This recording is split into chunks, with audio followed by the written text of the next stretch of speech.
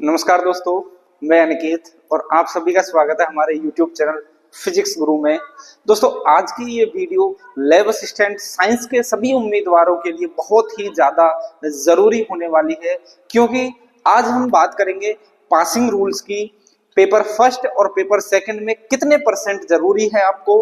अगर एक पेपर में कम नंबर आए तो क्या मेरिट में लिस्ट से बाहर हो जाओगे, इन सब के बारे में आज हम बात करने वाले हैं। अगर आप लैब असिस्टेंट की तैयारी कर रहे हो तो इस वीडियो को अंत तक जरूर देखना।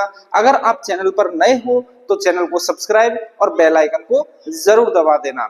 अगर दोस्तों आपके मन में भी कोई गलत फहमी हो कि भाई हमारा सिलेक्शन में फर्स्ट पेपर में अगर 40% नहीं आएंगे, सेकंड पेपर में अगर 40% नहीं आएंगे, तो वो सारी गलत फहमी आज हम निकाल देंगे। दूसरी अगर मैं बात करूं कि भाई बहुत सारे स्टूडेंट्स के मन में एक जरूर क्वेश्चन आता होगा कि सर पेपर फर्स्ट में 40% जरूरी है या फिर पेपर सेकंड में 40% लाना जरूरी है।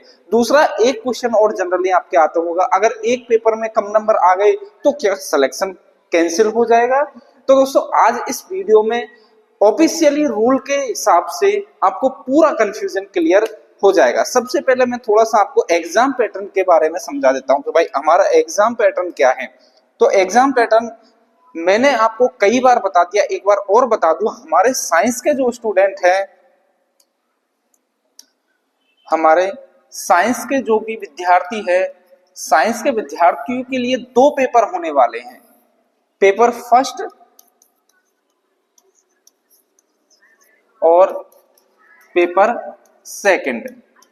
अगर मैं दोनों पेपर की बात करूं तो पहला जो पेपर है हमारा जीके का पेपर होने वाला है और इसमें आपके 100 क्वेश्चन यहां पर रहने वाले हैं और क्वेश्चन 100 रहने वाले हैं और 200 नंबर यहां पर आपके मार्क्स का रहने वाला है। और नेगेटिव मार्किंग की बात करूं तो 1/3 आपकी यहाँ नेगेटिव मार्किंग रहने वाली है। ऐसे ही अगर मैं सेकंड पेपर की बात करूं तो ये आपका पीसीवी मतलब फिजिक्स, केमिस्ट्री और बायोलॉजी का क्वेश्चन यहाँ पर रहने वाले हैं और 10 क्वेश्चन आपके जनरल साइंस के 10th लेवल के 10 क्वेश्चन आपके यहाँ रहने वाले। 30 क्वेश्चन इसके, 30 क्वेश्चन इसके और 30 क्वेश्चन इसके, टोटल मिलाकर आपके 100 क्वेश्चन भी यहाँ रहने वाले हैं और 200 नंबर का ये पेपर आपके रहने वाला है और दोनों में 1/3 नेगेटिव मार्किंग रहने वाली। ये तो हुई हमारी एग्जाम पैटर्न के बारे में। परीक्षा स्कीम के बारे में अगर मैं यहाँ बात करूं, आपके 40% का नियम क्या है, तो 40% का जो नियम है वो ध्यान से सुन लेना। जैसे 5th पॉइंट में ऑफिशियली जो नोटिस है उसमें 5th पॉइंट में लिखा हुआ है, फर्स्ट पेपर के अंदर, पेपर फर्स्ट के अंदर 5th पॉइंट में साफ साफ लिखा हुआ है कि जनरल, ओबीसी, ईडब्ल्यूएस, एमबीसी, इन सब के लिए 40% मार्क्स जरूरी है। अब 40% मार्क्स का मतलब क्या होता है, जैसे आपका पेपर कितने को नंबर का हुआ, आपका पेपर हुआ 200 नंबर का। अब 200 का 40% कितना हुआ, तो 200 का अगर 40% निकालोगे, जैसे 100 का 40% 40 नंबर, तो 200 का 40% 80 नंबर। 80 नंबर आपको एक पेपर में, पेपर फर्स्ट में लाना जरूरी है। यह है आपका क्वालिफाई, जो मार्क्स होते हैं, क्वालिफाई नंबर होते हैं, वो ये चीज है। तो आपको 80 नंबर आपको जनरल, ओबीसी, ईडब्ल्यूएस, एमबीसी को फर्स्ट पेपर में लाना है। अगर मैं यहाँ पर एसटी और एससी की बात करूं, schedule tribe and schedule caste की अगर मैं बात करूं, तो यहाँ पर लेस देन 5% मतलब 35% यहाँ आपको लाना जरूरी है। मतलब कितने क्वेश्चन यहाँ आपको 70 नंबर आपके यहाँ आना, 70 मार्क्स आपके आना जरूरी है, तब जाके आप यहाँ पर क्वालिफाई माने जाओगे। अगर आपके पहले पेपर में 80 नंबर नहीं आए जनरल वालों के, अगर एसटी एससी वालों के लिए 70 नंबर नहीं आए, तो आप सिलेक्शन कैंसिल हो जाएगा, आपका मेरिट में नंबर नहीं आएगा। पहली बात तो ये, पहले पेपर की बात तो हमने यह कर ली। अब मैं अगर दूसरे पेपर की बात करूं, यहां अगर मैं सेकंड पेपर की अगर मैं बात करूं, पेपर सेकंड की, तो पेपर सेकंड में हमारे 3 चीज आ रही है, पीसीबी और जनरल साइंस। ये 4 चीजें आपके यहाँ पर रहने वाली है और यह पेपर भी हमारा 200 मार्क्स का रहने वाला है। कितने मार्क्स का?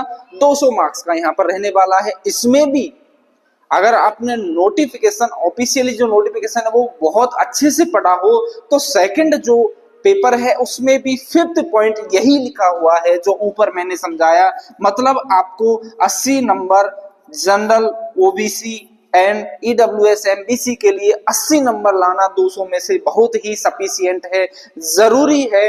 ऐसे ही एसटी एससी के लिए 70 नंबर बहुत जरूरी है, तब जाके आप पहले पेपर और सेकंड पेपर में क्वालिफाई माने जाओगे। अगर ऐसा हो गया आपके साथ में, जैसे फर्स्ट पेपर में आपके 40% नहीं आए, सेकंड में आ गए, तो आप कैंसिल, आपका रिजल्ट कैंसिल, आप मेरिट में नहीं आओगे। अगर दूसरे पेपर में आपके 40% नहीं आए, पहले पेपर में 40% आ गए, तो भी आपका रिजल्ट नहीं आएगा, तो भी आप फेल में माने जाओगे। तो इस चीज का आपको ध्यान रखना है, दोनों में आपको 40% मार्क्स जरूरी है। तो दोनों के लिए आप हमने बात कर ली है। और एक चीज और मैं थोड़ा यहां समझा देता हूं आपके लिए, एक चीज और समझा देता हूं।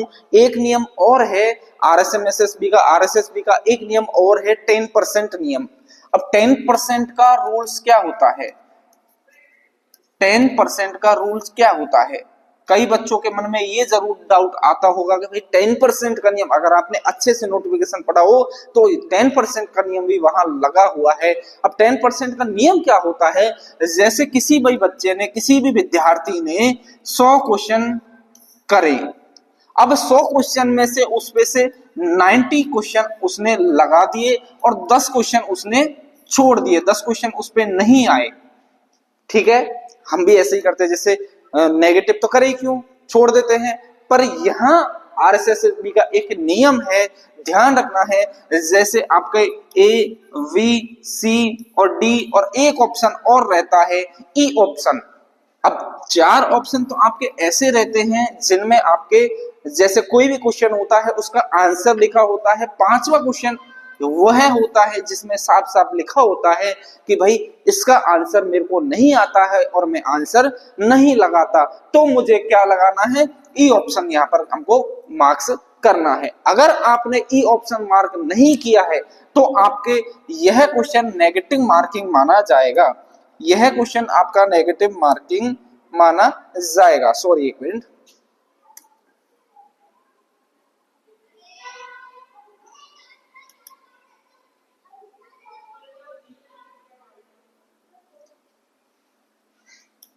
अभी मैं समझा रहा था ए बी सी डी और ई, अगर आपने यह ऑप्शन नहीं लगाया तो आपका क्या माना जाएगा? नेगेटिव मार्किंग माना जाएगा। अब दोस्तों यहां पर आपने जैसे मान लो 10 क्वेश्चन छोड़ दिए, आपने ई ऑप्शन नहीं लगाया, ना तो ए बी सी डी लगाया और ना ही ई ऑप्शन लगाया, तो वहां आरएसएसबी आपको रिजल्ट डिक्लेयर नहीं करेगी, रिजल्ट शो नहीं होगा, आपकी ओएमआर सीट चेकिंग नहीं होगी। तो इस चीज का भी आपको ध्यान रखना है, ये हमारा 10% का नियम है, इस चीज को भी आपको ध्यान रखना है। सारे ऑप्शन लगाने हैं, हर क्वेश्चन आपको करना है, अगर नहीं करोगे तो आपके जो सही क्वेश्चन है वह भी नेगेटिव हो जाएंगे। दोस्तों अगर आपको वीडियो हेल्पफुल लगे तो चैनल को सब्सक्राइब, लाइक और शेयर जरूर कर देना। और अगर आपको कोई भी डाउट हो किसी भी प्रकार का लेवल असिस्टेंट से संबंधित, तो आप कमेंट बॉक्स में कमेंट करके जरूर पूछना। थैंक यू दोस्तों।